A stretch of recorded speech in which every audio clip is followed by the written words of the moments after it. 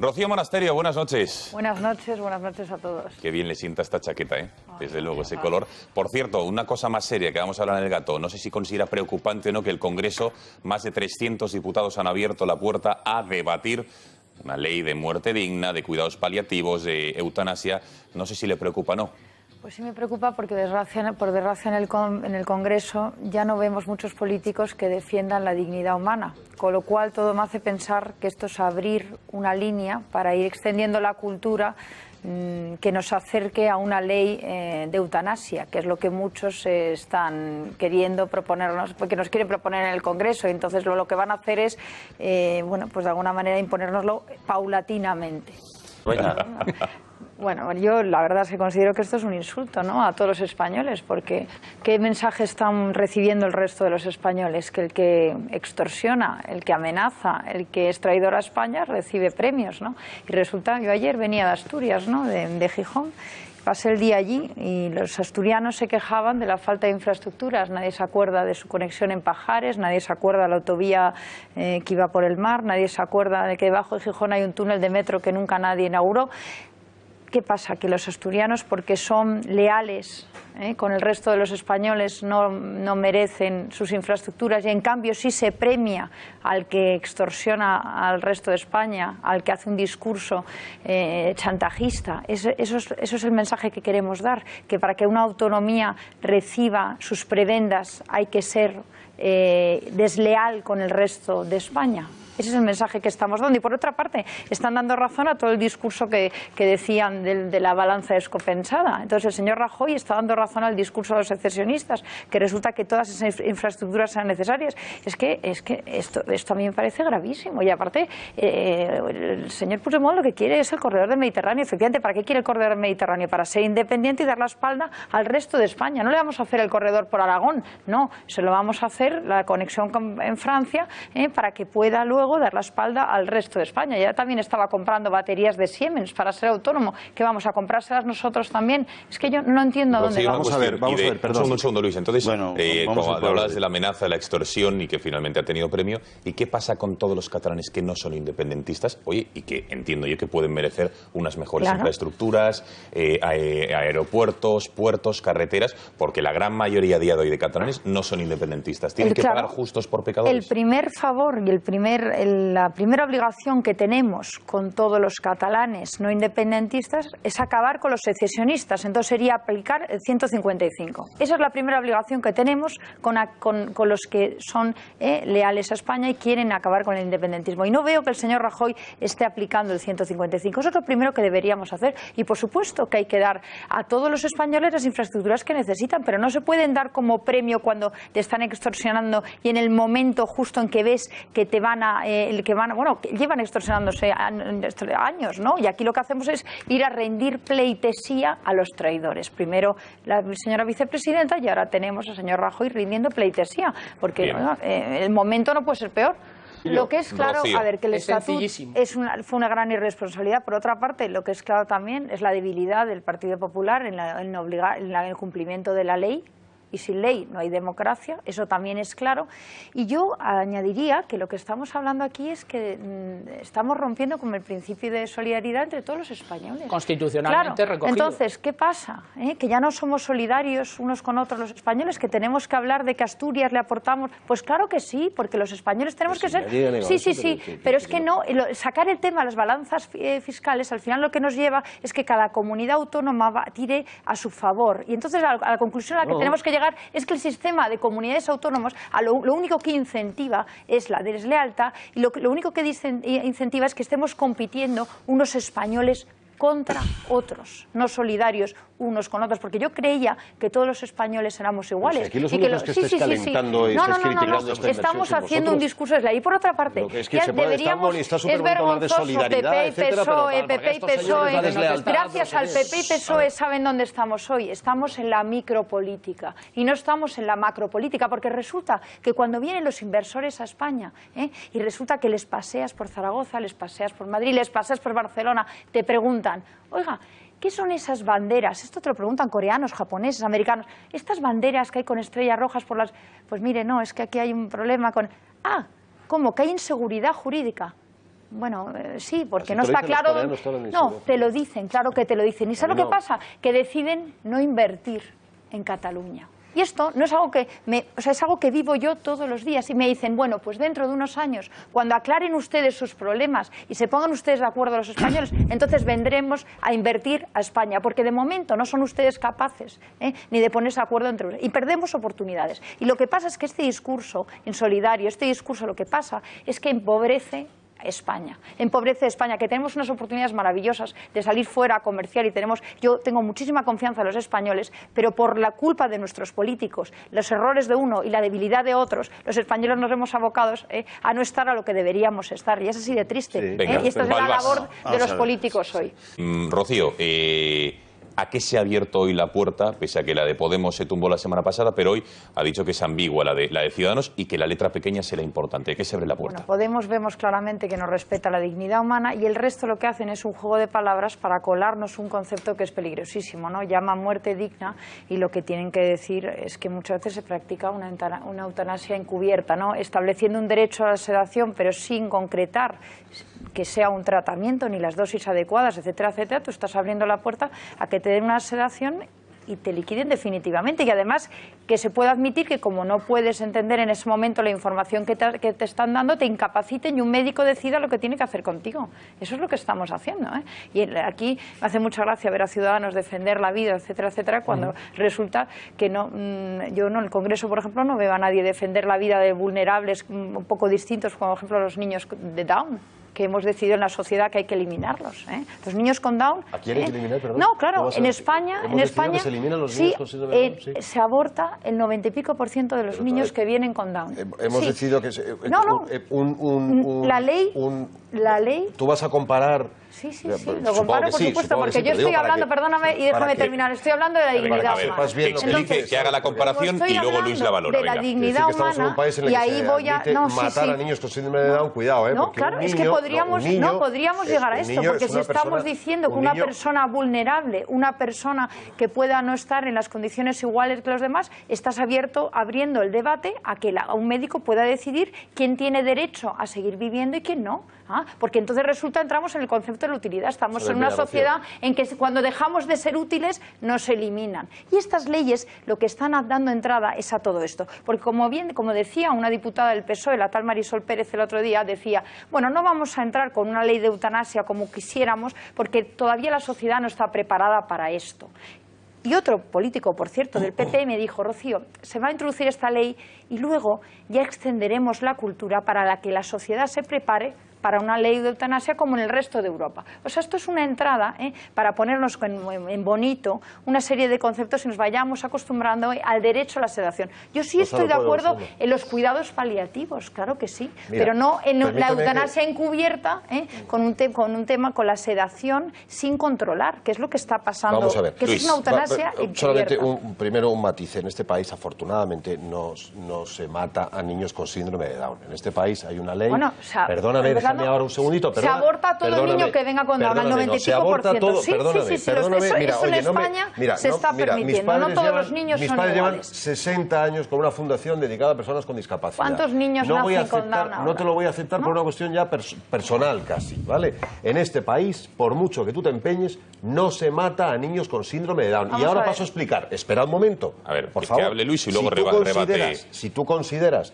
que un nasciturus con unas determinadas semanas de gestación ya es un niño con síndrome de Down, pues oye, entonces tienes un problema, claro, ¿sabes? Porque, estamos distinguiendo a niños si tienen Down o no. Entonces claro no todo el mundo tiene la misma dignidad humana. Desde luego, un óvulo fecundado no tiene la misma dignidad que un señor de 50 años ni que una señora de 90. Pero un momento, vosotros distinguís... Perdona un momento, perdona un segundo. Yo no me rijo por ningún criterio religioso y yo no sé por qué me da que tú sí.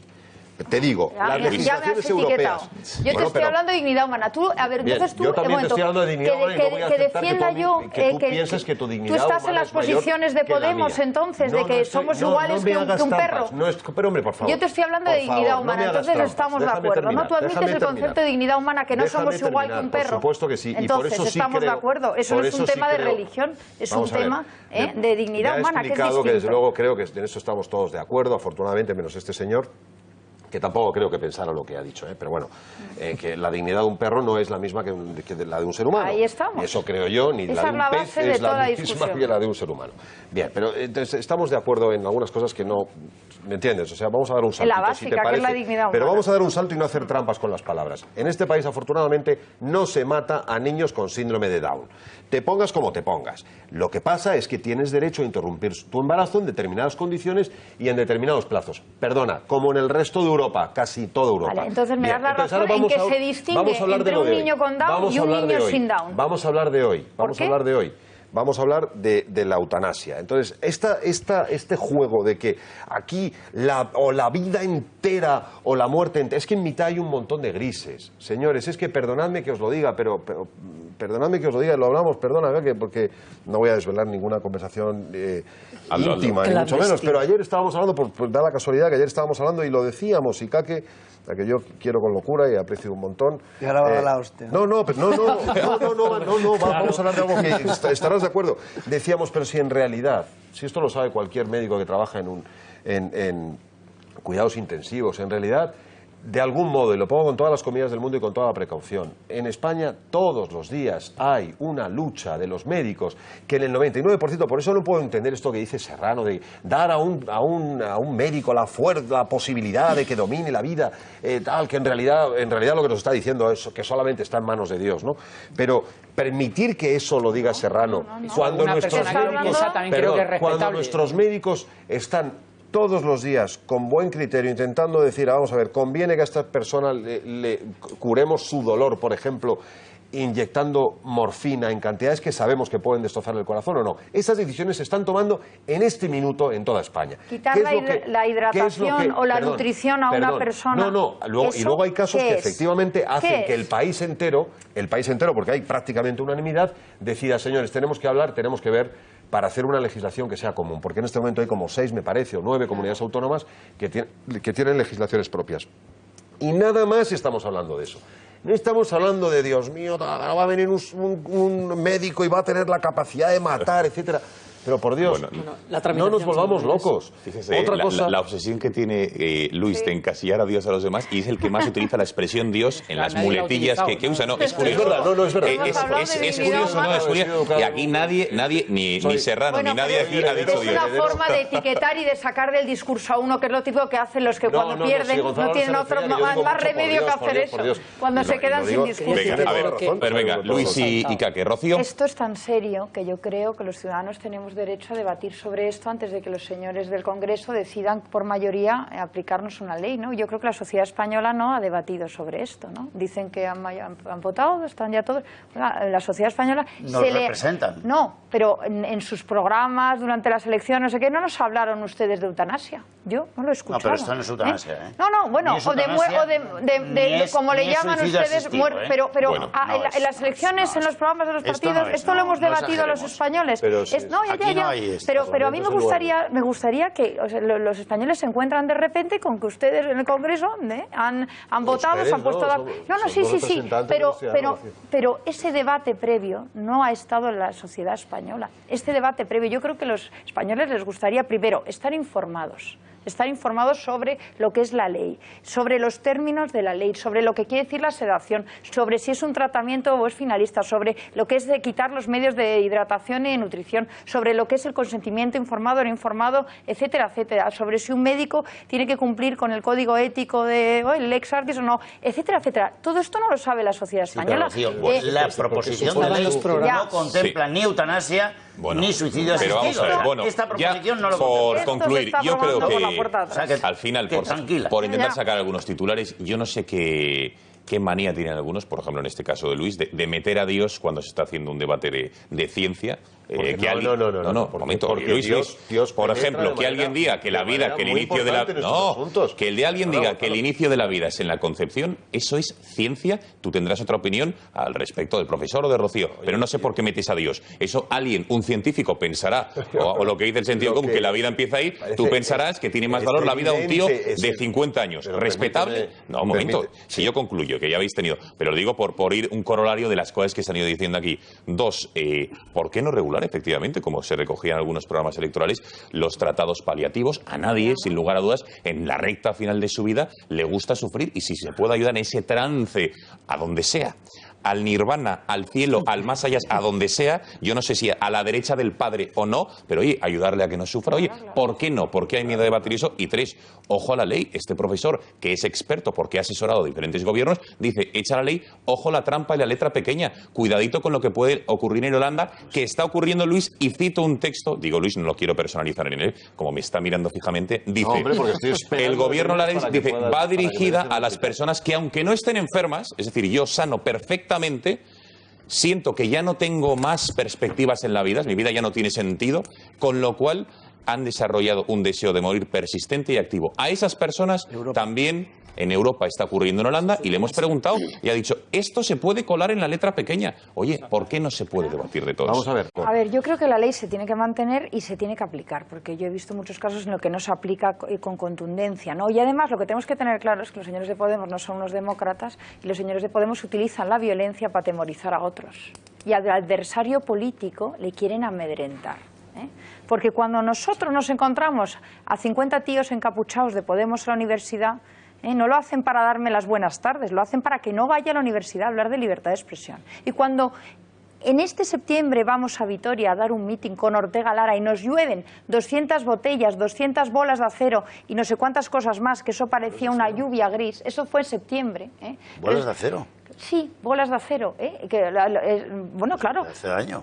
Pues eso hace daño, Bueno, claro que sí, pues efectivamente. Y no hubo una condena de todos los partidos a lo que había pasado a Vox en ese mitin en septiembre. No, todo el mundo estuvo callado, o una mayoría estuvieron callados. Entonces, yo pediría, por favor, y que todos los partidos, cuando vemos con claridad un caso de estos, salgan todos con contundencia y con homogeneidad de discurso a condenar, ya sea quien sea el agredido, que esto no se puede permitir, y menos para acabar con el adversario político, porque si no, prosperarán señores como los de Podemos, que tienen la violencia como parte de su discurso, porque es una manera de eliminar al adversario, y eso es lo que estamos permitiendo hoy, que el adversario al final quieren que tenga miedo, se quede en casa, porque cuando resulta que al tercer tuit que te dicen de estos que te mandan y te dicen, Rocío, a ver si a tus 4 hijos le pasa lo pues que les pasó Rocío, a los niños en Niza con un camión, pues resulta que empiezas a pensar que a lo mejor te has equivocado de profesión estando en la Rocío, política, claro. Cosa, y esto mira, se está permitiendo con impunidad. Te voy a decir una cosa en serio, una cosa que me dijeron el otro día, hablo completamente en serio, ahora no. Cada vez que eso suceda, que te suceda a ti o que le suceda a cualquier otro, hay una formulita que es muy sencilla. Tú retuiteas ese mismo tuit con copia a la Policía Nacional. Pero ¿sabes lo que pasa? Que yo tengo pero vamos a ver, Luis, no, luego te piden, Luis, pasa una cosa, la Policía Nacional tiene cosas muy importantes de las que ocuparse y no puede estar recibiéndome a mí todas las semanas para contar todos los tweets o los que tenemos. Rocío, a mí yo tengo pudor en ocupar a la policía en eso. Me parece fatal que te agredan cuando vas a la universidad. Me parece absolutamente penoso, lamentable, y lo denuncio con primera persona. Lo que yo pido pero también te digo que me parece todos. Que a veces sacamos un poco las cosas de quicio, a veces. Y yo creo que eso, una reforma, una eliminación de un artículo dentro del Código Penal puede cambiar. Pero ya a mí me gustaría ver en el Congreso una condena de todos los políticos a la defensa que hace Podemos de la violencia. Eso tiene que ser clarísimo. Bueno, caso por caso. No. Rocío Monasterio, gracias por haber estado aquí.